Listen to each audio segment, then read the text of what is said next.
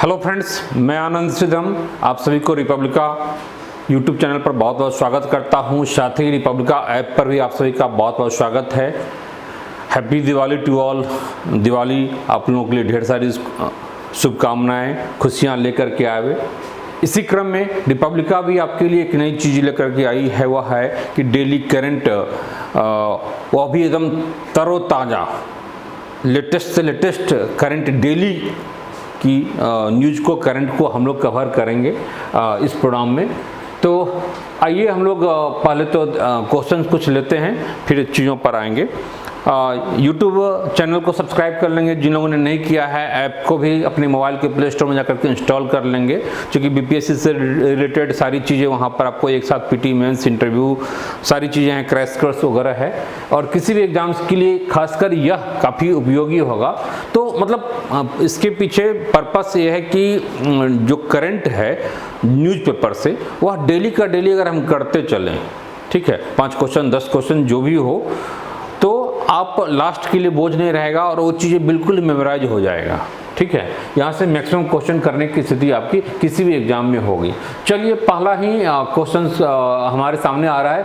BCCI का नया अध्यक्ष बनाया गया है। किसे बनाया गया है? तो हम सब लोग जानते हैं कि पहले सौरभ गांगुली थे। आपका ऑप्शन है जय शाह, सौरभ गांगुली, राजीव शुक्ला और रोजर बिन्नी। तो सौरभ गांगुली को बीसीसीआई का अध्यक्ष कंटिन्यू नहीं किया गया है और उसके बदले रोजर बिन्नी को इसका बीसीसीआई का अध्यक्ष बनाया गया है। जय शाह को नहीं, जय शाह सचिव हैं, सेक्रेटरी हैं। ठीक है, जय शाह सेक्रेटरी इनको बनाया गया है, सचिव, और राजीव शुक्ला उपाध्यक्ष बनाया गया है, रोजर बिन्नी प्रेसिडेंट अध्यक्ष बनाया गया है। ठीक है, तो अब बीसीसीआई के न्यू प्रेसिडेंट रोजर बिन्नी होंगे, यही है रोजर बिन्नी साहब। ठीक है, और इन 1983 जो वर्ल्ड कप हुआ था क्रिकेट का, उसमें इंडियन टीम जीती थी वेस्ट इंडीज को हरा करके। तो उस टीम के एक बहुत ही महत्वपूर्ण सदस्य, बहुत ही महत्वपूर्ण भूमिका थी फाइनल मैच में भी इनका, और ये एक फास्ट बॉलर रहे हैं रोजर बिन्नी साहब। तो वर्ल्ड कप को जीतने में भी इनकी भूमिका काफ़ी महत्वपूर्ण रही है पूरे टूर्नामेंट में। 86 में जाकर के इन्होंने संन्यास लिया है और पाकिस्तान के अगेंस्ट में इनका लास्ट मैच था। ठीक है, ये रोजर बिन्नी साहब, इनके देखिए कुछ भी क्वेश्चन आ सकता है इससे रिलेटेड, तो इनके आपने नाम सुना होगा, क्योंकि बहुत ही पुराने खिलाड़ी हैं, इसलिए इनको खेलते हुए तो आप लोगों ने नहीं देखा है, हम लोगों ने भी नहीं देखा है, लेकिन इनके पुत्र हैं स्टुअर्ट बिन्नी। ठीक है, स्टुअर्ट बिन्नी, इनका नाम आपने सुना होगा, इनको खेलते हुए भी देखा होगा, स्टुअर्ट बिन्नी। ठीक है, इन्हीं के लड़के हैं स्टुअर्ट बिन्नी, और वो भी ठीक ठाक क्रिकेट खेलते रहे। ये कर्नाटका से हैं ये लोग। ठीक है, बेंगलोर से हैं। तो मान लीजिए प्रश्न आ जाए कि रोजर बिन्नी किस स्टेट से बिलोंग करते हैं, तो आप बता देंगे। स्टुअर्ट बिन्नी उनके बेटे हैं, 1983 वर्ल्ड कप के एक महत्वपूर्ण सदस्य के रूप में थे। ठीक है, और एक फास्ट बॉलर के रूप में रहे हैं। डन। नेक्स्ट पेज पर आ जाए हम लोग। एक बिल्कुल ही क्लियर हो गया बीसीसीआई के संदर्भ में सारी चीज़ें। नेक्स्ट क्वेश्चन हमारा है, उसी से रिलेटेड चीज़ें हैं। बीसीसीआई का नया उपाध्यक्ष बनाया गया है, तो चर्चा हम लोग कर चुके हैं। गांगुली साहब कहीं से भी इनको कोई पोस्ट नहीं दिया गया है। जय शाह ये सचिव बनाए गए हैं, सेक्रेटरी, और रोजर बिन्नी तो बात हो ही गई है, प्रेसिडेंट इनको बनाया गया है, और इनको राजीव शुक्ला को उपाध्यक्ष बनाया गया है, वाइस प्रेसिडेंट बनाया गया है। रोजर बिन्नी प्रेसिडेंट और राजीव शुक्ला कांग्रेस के एक महत्वपूर्ण नेता रहे हैं। ठीक है, तो इनको वाइस प्रेसिडेंट बनाया गया है। डन। कुछ भी क्वेश्चन आएगा कर लेंगे इससे रिलेटेड चीज़ें। चलिए, नेक्स्ट क्वेश्चन हम लोग लेते हैं, बहुत ही महत्वपूर्ण है। भारत का मुख्य न्यायाधीश अभी जस्ट थोड़े समय पहले आपने नाम सुना होगा कि जस्टिस यूयू ललित देश के अगले चीफ जस्टिस होंगे, है ना। तो उमेश अनंत ललित, तो अभी कौन बने हैं? यू ललित तो थे अभी, ठीक है। अभी कौन बनाए गए हैं? तो Y V Chandrachud, U Lalit नहीं है क्योंकि ए, इनके जगह पर अब ए आएंगे, डी वाई चंद्रचूड़ कोई नहीं। तो कंफ्यूजन आपको क्या होगा? इसी तीनों में होगा। तो ए तो अभी हैं, नए जो बनाए गए हैं, और एक 8 नवंबर तक यू ललित ये रहेंगे, ठीक है। उमेश अनंत ललित करके इनका नाम है। नया जो बनाया गया है इनके स्थान पर वो वाई वी चंद्रचूड़ हैं या डी वाई चंद्रचूड़ हैं, इसमें आपको कन्फ्यूजन हो सकता है। तो इसको आप लोग क्लियर कर लेंगे कि दोनों में से कौन है, एग्जामिनेशन हॉल में कन्फ्यूजन न हो। तो नए वाई वी चंद्रचूड़ नहीं है बल्कि डी वाई चंद्रचूड़ हैं, ठीक है। ये आपका आंसर होगा। जो यू ललित हैं ये 49th chief justice of India, ठीक है। और डी वाई चंद्रचूड़ जो कि 9 नवंबर 2022 को पदभार ग्रहण करेंगे, और ये क्या माह होंगे? 50वां 15th chief justice of India होंगे, ठीक है। चीफ जस्टिस ऑफ बहुत ही महत्वपूर्ण है ये 50। यहाँ से क्वेश्चन बन सकता है कि क्या में chief justice of India D Y Chandrachud हैं, तो 50 में चीफ जस्टिस होंगे, और 9 नवंबर से इनका भी कार्यकाल ठीक ठाक रहेगा। यू ललित का कार्यकाल बहुत ही लंबा नहीं रहा था, केवल 74 दिन रहे हैं, ठीक है। यह जो ऑप्शन आपके पास है वाई वी चंद्रचूड़, तो डी वाई चंद्रचूड़ और वाई वी चंद्रचूड़ नाम मिलता जुलता है, बिल्कुल स्वाभाविक सी बात है कि नाम मिलेगा। क्यों? दोनों क्या हैं? बाप बेटे हैं, ठीक है। Y V Chandrachud was a father of D Y Chandrachud, इनके पिता थे हैं, और डी वाई चंद्रचूड़। तो ये धनंजय इनका पूरा नाम हो सकता है, फुल नेम आ जाए, क्योंकि चीफ जस्टिस ऑफ इंडिया का पूरा नाम हमें जानना चाहिए। तो धनंजय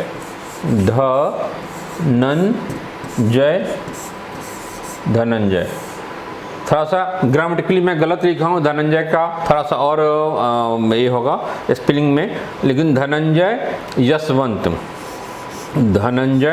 यशवंत चंद्रचूड़, ठीक है। चंद्रचूड़ नाम से एक बहुत ही फेमस एक्टर हुआ करते थे।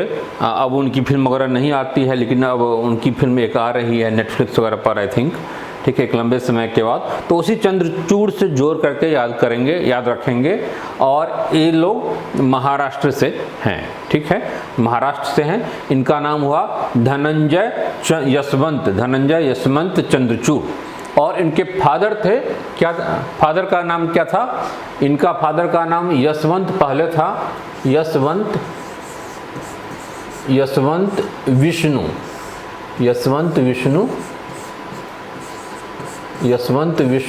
चंद्रचूड़ फादर, ठीक है। तब याद रहेगा यशवंत विष्णु चंद्रचूड़ और धनंजय यशवंत चंद्रचूड़, ठीक है।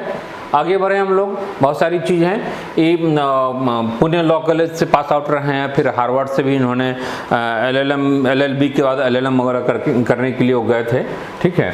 तो काफ़ी अच्छी और अपने सख्त निर्णय के लिए जाने जाते हैं, अपनी कई मुद्दों पर असहमति के लिए जाने जाते हैं।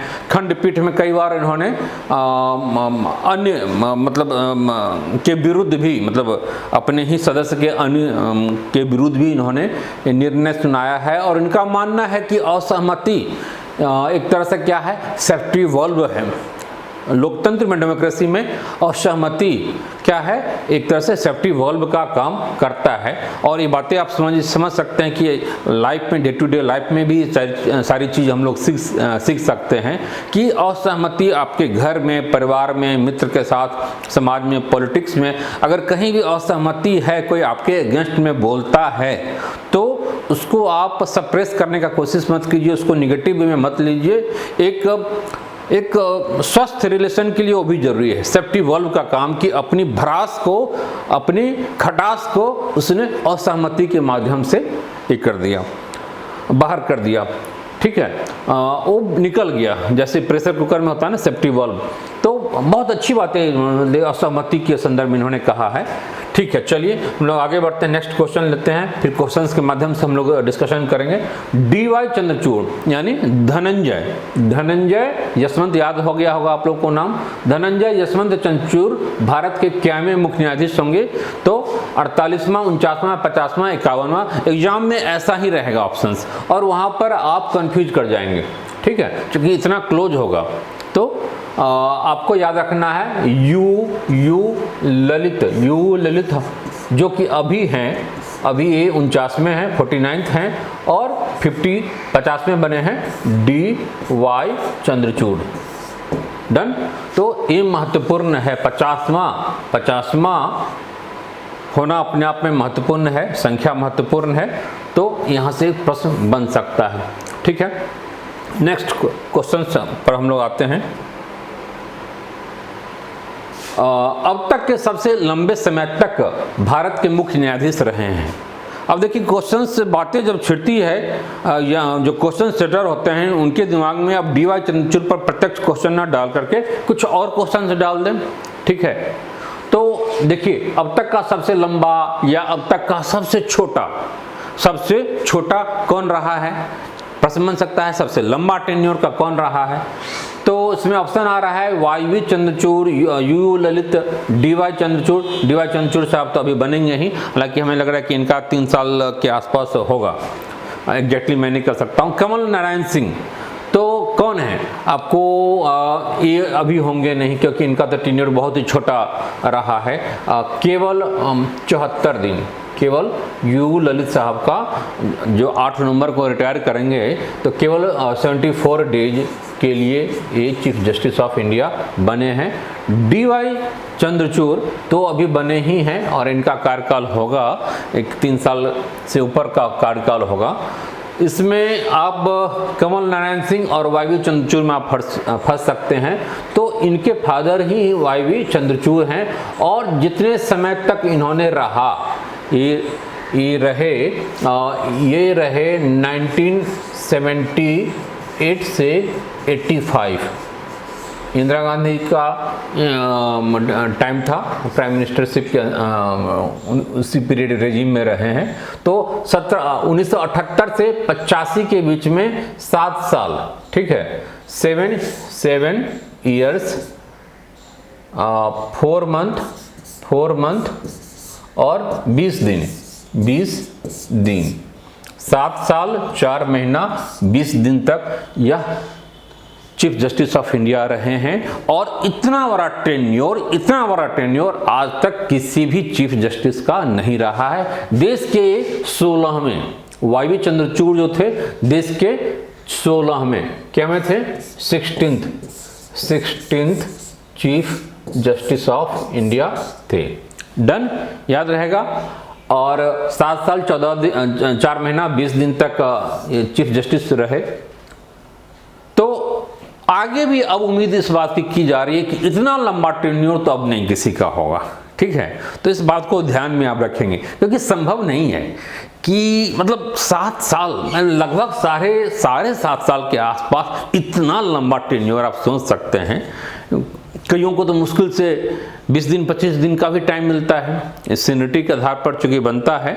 और इसमें जो कोलिजियम पद्धति है उसके माध्यम से होता है। अच्छा, एक ऑप्शन आपका कमल नारायण सिंह हो गया, तो इसको भी हम लोग देख लें। मान लीजिए क्वेश्चन यह आता है कि सबसे कम टाइम तक चीफ जस्टिस कौन रहे हैं। ठीक है, तो क्या करेंगे आप लोग? सबसे कम टाइम तक चीफ जस्टिस रहने वाले यही थे, कमल नारायण सिंह, और एक केवल 17 दिन 1991 के समय की बातें हैं। ठीक है, 1991 की बातें हैं। केवल 17 दिन तक ये चीफ जस्टिस ऑफ इंडिया के रूप में रहे थे।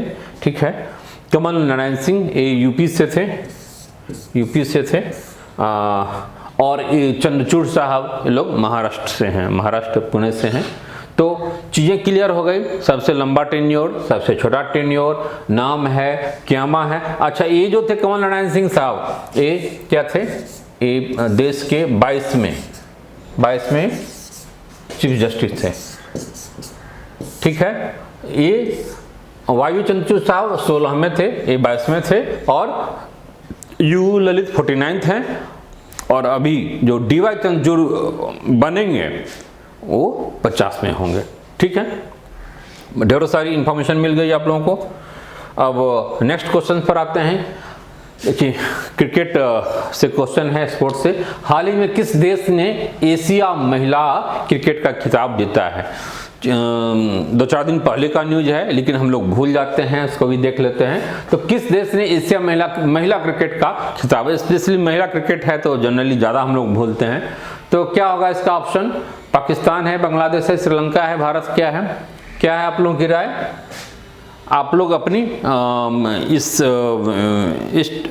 करंट वाली चीज़ों से आप लोग डेली इसको देखेंगे और इसका फ़ायदा उठाएंगे, अपनी चीज़ों को भी आप रखेंगे। कुछ क्वेश्चंस आपसे पूछा जाएगा।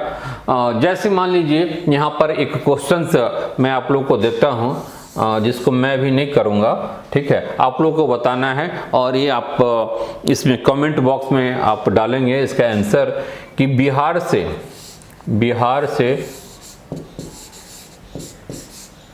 बिहार से चीफ जस्टिस ऑफ इंडिया कौन रहे हैं? बिहार से चीफ जस्टिस ऑफ इंडिया कौन रहे हैं? ठीक है, ये आपको बताना है। बिहार से चीफ जस्टिस ऑफ इंडिया कौन रहे हैं, क्या रहे भी हैं या नहीं रहे हैं, आप अपना मत दीजिए। एक तरह से सर्वे है, इसमें पार्टिसिपेट कीजिए, आप आंसर दीजिए। ठीक है, तो हाल ही में किस देश ने एशिया महिला क्रिकेट का खिताब जीता है? तो मैं डायरेक्ट उस पर आ जाता हूं। पाकिस्तान नहीं है, बांग्लादेश नहीं है। बांग्लादेश में डाउट आपको हो सकता है, क्योंकि कहाँ हुआ है उस संदर्भ में आप कंफ्यूज हो सकते हैं। दूसरी बात है कि इसके और इसके बीच में कंफ्यूजन हो सकता है। तो श्रीलंका को हराकर भारत क्या बना है? विनर बना है।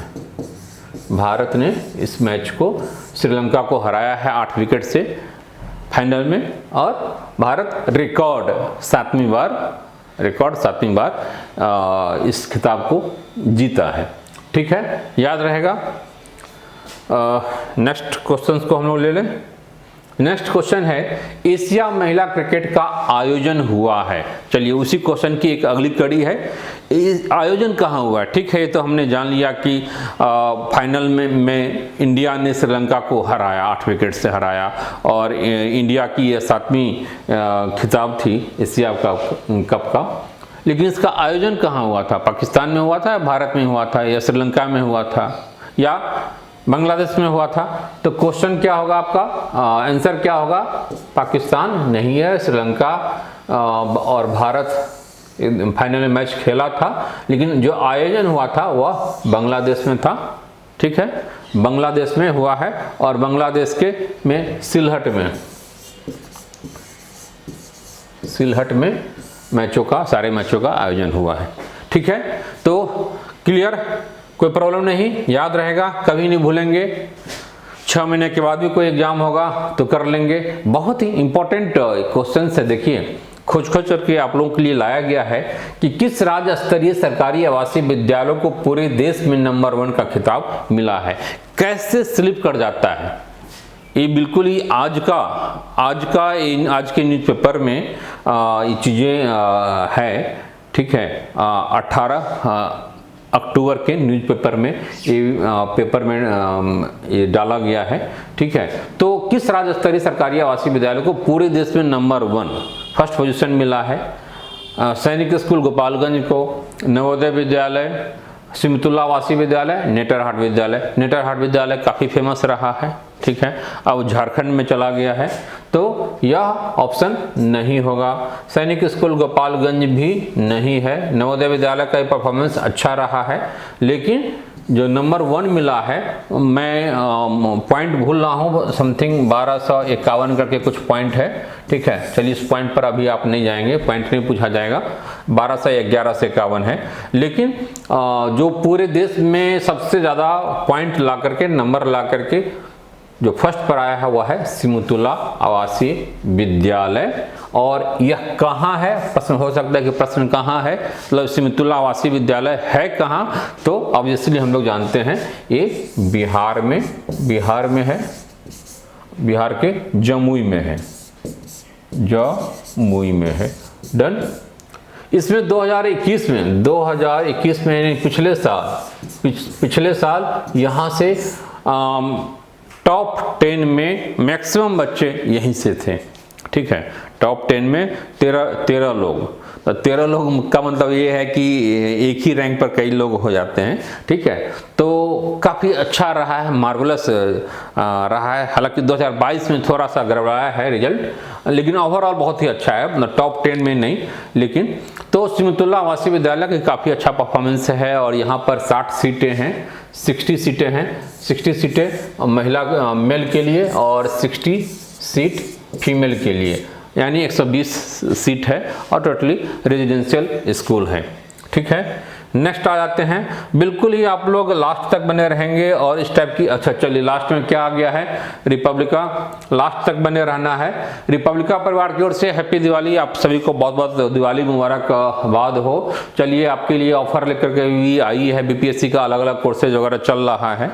तो इसमें कोर्सेज जो मैं आपको 19 अक्टूबर से 24 अक्टूबर के बीच में आपको बहुत एक गिफ्ट के रूप में एक धमाका, दिवाली धमाका कह सकते हैं कि 67वीं बीपीएससी मेंस का जीएस क्रैश कोर्स पेपर 1-2 ये केवल 4000 में आपको अवेलेबल कराया जा रहा है, जो कि ओरिजिनली 12000 का है। 68-69 बीपीएससी फाउंडेशन बैच के लिए भी केवल गुरु दक्षिणा के रूप में 5500 रुपया, जो कि ओरिजिनल प्राइस 16500 है, यहाँ पर आपको 11000 का डिस्काउंट मिल रहा है। ये तो कहूँ काफ़ी बड़ी डिस्काउंट है, ये तो बहुत ही अच्छी बातें हैं। चलिए आप लोगों के लिए, और 68-69 बीपीएससी पीटी एग्जाम, जो यानी केवल पीटी के लिए आप जोड़ना चाह रहे हैं, तो उसमें दिवाली ऑफर के रूप में केवल 1100, वाह, तो बहुत अच्छी बात है भाई। ये तो 3300 का है, तो 2200 की डिस्काउंट है आपकी, तो काफ़ी, मतलब ये तो समझिए कि आपका दिवाली का पटाखा भी इससे ज़्यादा का आता है 1100 रुपये का। तो बिल्कुल ही समझिए कि दिवाली का पटाखा ही है, इस पटाखे को आप लोग बिल्कुल ही मिस नहीं करेंगे, ठीक है। एक जीवन में एक जिससे खुशहाली और उजियाला आवे ऐसा पटाखा है, तो निश्चित रूप से आपको जुड़ना है, इसका फायदा उठाना है। न भूतो न भविष्यति, ना ऐसा मौका, और पता नहीं ऐसा मौका मिलेगा कि नहीं, कि मतलब इतने इस आपको बस एक नॉमिनल केवल जोड़ने के लिए चीज़ें हैं, ठीक है। तो इसका जरूर फायदा उठाना है आपको। इसी ढंग से हम लोग करंट की टॉपिक पर डिस्कशन करते रहेंगे, ठीक है। और इसमें आप लोग पार्टिसिपेट करेंगे, सब्सक्राइब कर लेंगे जिन लोगों ने नहीं किया है यूट्यूब पर और साथ ही ऐप पर। तो ये सारे ढेर सारी चीज़ बीपीएससी के लिए चलती रही है रिपब्लिका के प्लेटफॉर्म पर, उससे आप जुड़िए और फायदा उठाइए। किसी भी ढंग की कोई प्रॉब्लम हो, जुड़ना हो, या किसी भी ढंग की कोई क्वेरी हो आपकी, तो ये जो नंबर दिख रहा है, चलिए मैं नंबर लिख देता हूँ फिर से। यह नंबर है 7678599093 7678599093 व्हाट्सएप नंबर भी है, कॉलिंग नंबर भी है, इससे आप जुड़ जाएंगे, ठीक है। That's all, okay, bye, take care. फिर हम लोग मिलते हैं अगले क्लास में।